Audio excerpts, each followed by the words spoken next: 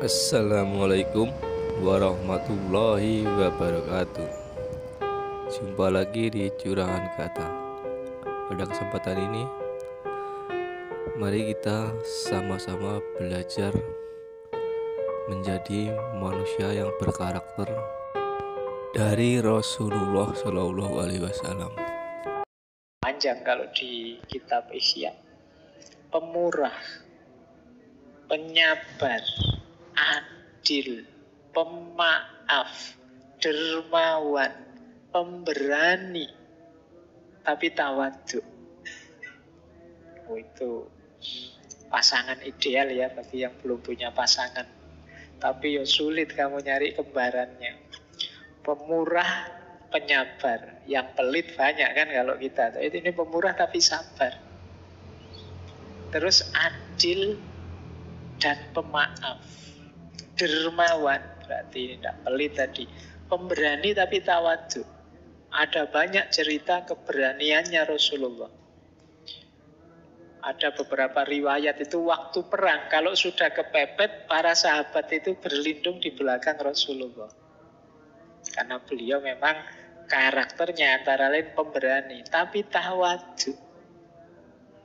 Tawadhu itu berarti tidak suka menonjolkan diri, menyombongkan dirinya. Meskipun beliau levelnya yang paling dicintai oleh Allah. Nah, ada beberapa yang saya warnai merah itu, kalimatnya menarik dari Imam Ghazali.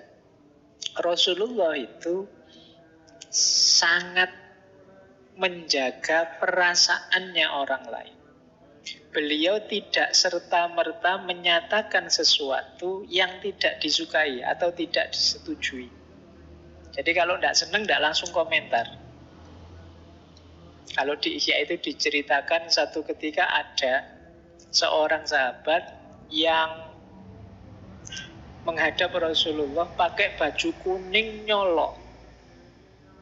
Yang itu kalau dilihat mungkin juga tidak enak, tidak pantas, tidak cocok, tidak sesuai.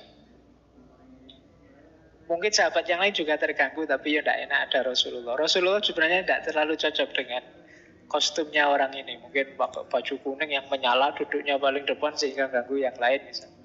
Tapi tidak diingatkan. Baru setelah orang itu pergi, Rasulullah bilang, kalau ada temannya atau ada tetangganya yang bisa mengingatkan dia bahwa cara berbusana semacam itu tidak terlalu bagus, akan lebih baik. Tapi orangnya sudah tidak ada. Nah itu kan mungkin tetangganya atau temannya yang, oh iya saya temannya, besok saya ingatkan. Rasulullah bisa begitu. Tapi kan tidak langsung di depan orang banyak. Kalau kita kan mungkin, mas baju kok kayak gitu dipakai, mungkin kita gitu ya. Kalau Rasulullah enggak, itu orangnya bisa tersinggung kan, malu. Mungkin dia sebenarnya ya setuju, tapi kan ketika dideklar di depan orang banyak ya malu. Kita hari ini kan enggak cuma di depan orang banyak, di depan orang seluruh dunia, pakai medsos, pakai Instagram, pakai YouTube. Nah, jadi dalam hidup ini banyak yang kita enggak cocok. Ya kita ingatkan, cuma dengan cara mengingatkan yang tidak nambah masalah. Kan kadang-kadang kita itu, ini kan kebenaran dong, harus diingatkan. Kalau tidak kita ingatkan, nanti kayak gini terus. Tugas kita dakwah ini, amar ma'ruf nahi mungkar, bener.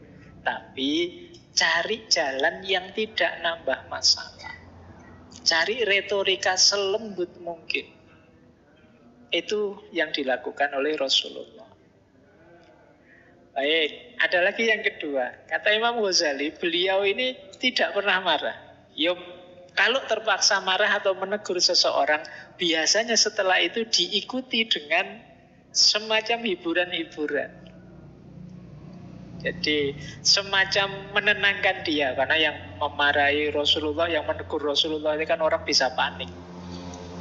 Nah, tapi setelah itu Rasulullah, kamu tidak terlalu panik lah, kamu pokoknya dihibur. Mungkin kayak kita pas lagi marah sama temen, sudah terlanjur memarahi, terus kita nyesel, wah tadi aku kok marah sampai segitunya lagi, terus kita hibur dia, maaf ya tadi aku kelepasan ngomong, tapi semoga kita bisa belajar lebih baik ya. Itu jadi menghibur. Tidak setelah dimarahi Yos pokoknya, ya saya tahu saya tadi lepas marah, tapi salahmu dewe memang kamu itu. Tidak begitu. Dihibur. Jadi peringatannya masuk, tegurannya masuk, tapi kita tidak putus persahabatan, tidak putus pertemanan. Ini akhlaknya Rasulullah.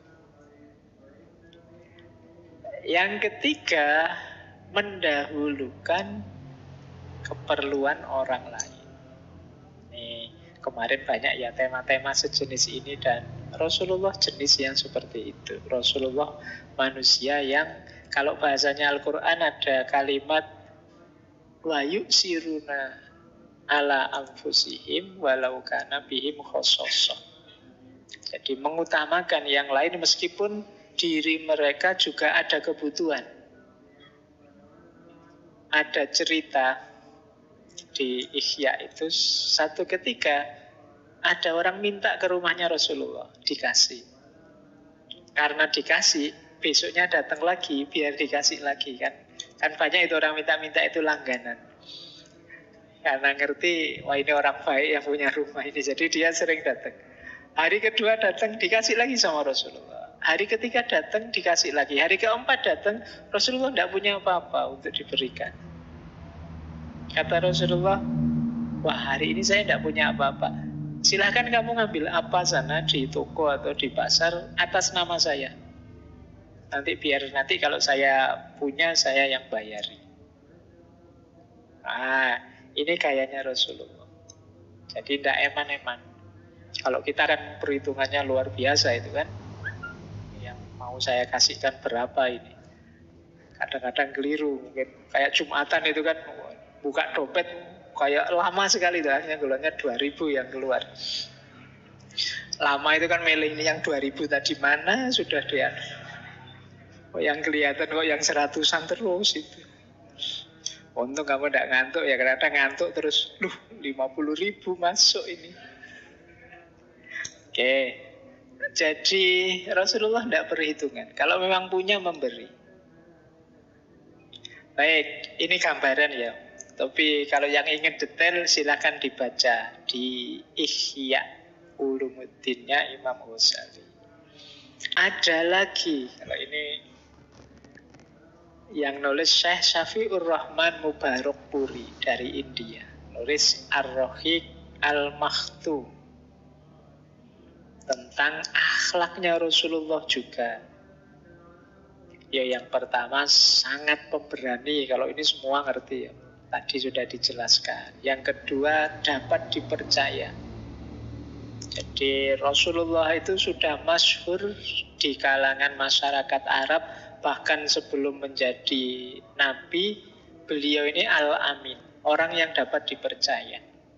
Memang beliau bersih dan lurus sejak awal. Kemudian tawadhu, tadi sudah dijelaskan, selalu memenuhi janji.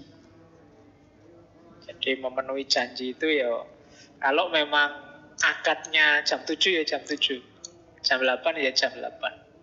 Nah, kalau kita kan beda cara. Kita sering molor. Tahun lalu, 2 atau 3 tahun yang lalu, yang di kita ada Pak Cik dan Mak Cik dari Malaysia itu yang kuliah di sini. Alhamdulillah beliau berdua sudah lulus. Itu minggu-minggu pertama beliau kaget waktu kuliah di sini. Pak Faiz, kalau di sini kuliah jam 7, mulainya memang 7:30 ya Pak. Mahasiswanya datang 7:30, dosennya malah lebih lambat lagi. Itu. Terus saya jawab, oh beda Pak Cik, kalau di Indonesia membaca waktunya beda. Jadi itu bukan salah orangnya, cara membaca waktunya beda, itu untuk menutupi malu saja. Betapa kita itu sering tidak tepat waktu. Tepat waktu bagian dari menepati janji. Kadang-kadang kita panitia itu kan kalau ingin yang diundang datangnya jam 9 kan, terus di undangan ditulis jam 8. Kenapa? Kalau ditulis jam 9 datangnya jam 10.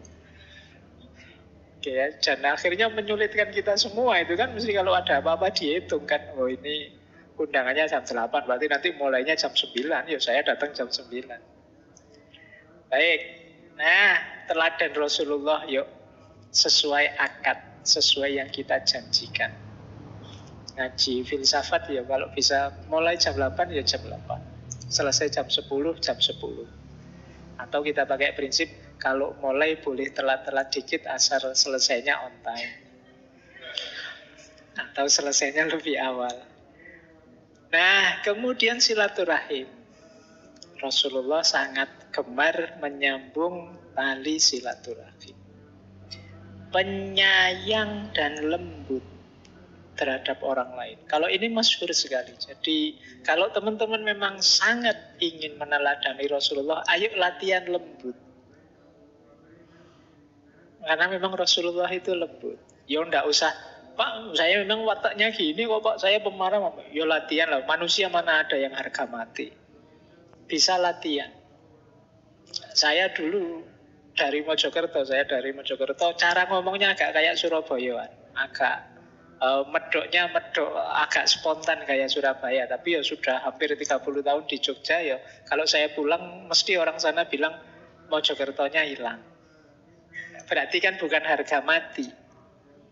Jadi kalau teman-teman merasa, oh ya sudah, karakter saya memang begini kok Pak, mau apa ya enggak. Ya kamu ubah jadi begitu. Pasti bisa. Manusia itu tidak seperti binatang yang paket jadi. Boleh. Tidak apa-apa.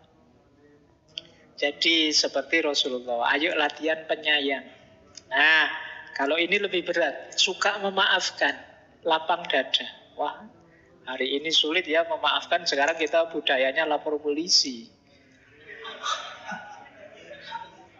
Iya kan? Yo, maaf ya maaf, tapi polisi jalan terus, itu namanya belum maaf. Masih harus lewat polisi. Nah, ayo latihan yang longgar hati kita.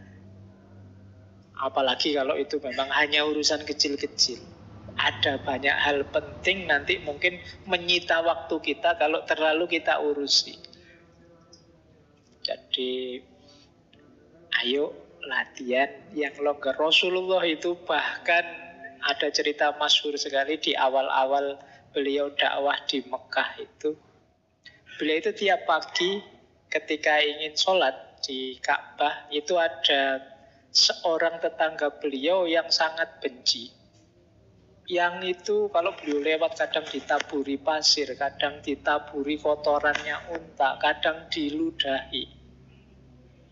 Itu sampai putri beliau, Sayyidah Fatimah itu sering membersihkan bajunya ayahnya, rambutnya ayahnya sambil menangis. Karena usilnya tetangganya ini. Tapi satu ketika pagi-pagi Rasulullah jalan ingin ke Ka'bah, kok tidak ada yang melempar kotoran, kok tidak ada yang menaburi pasir. Ini beliau heran.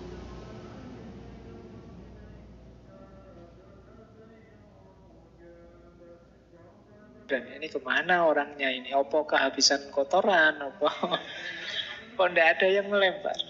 Akhirnya tanya pada orang situ, ini beliau ini yang biasanya ada di sini kemana? Oh, beliau sakit Rasulullah, tadi malam beliau sakit.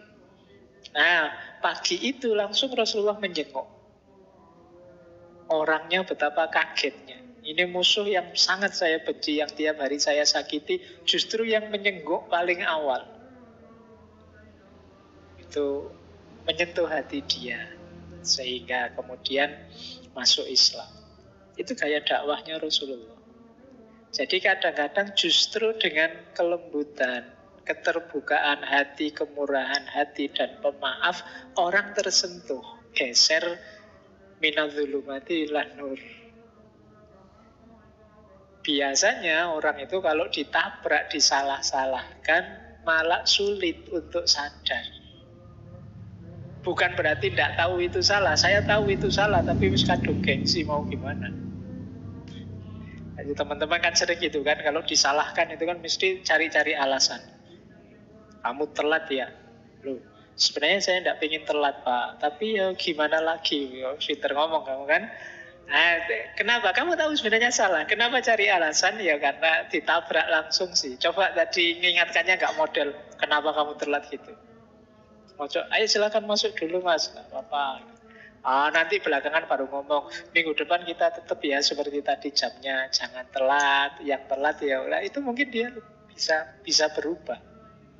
Tapi kalau ditabrak langsung, kemungkinan gengsinya keluar. Sehingga malah tidak jadi lebih baik. Nah, ini strategi kayak gini sudah jarang ditemukan. Kita pinginnya saling tabrak. Pinginnya segera orang lain harus ikut saya, karena saya yang paling benar.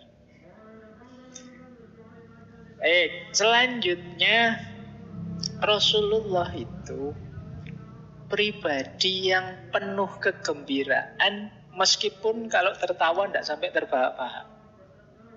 Kehadiran beliau selalu menggembirakan.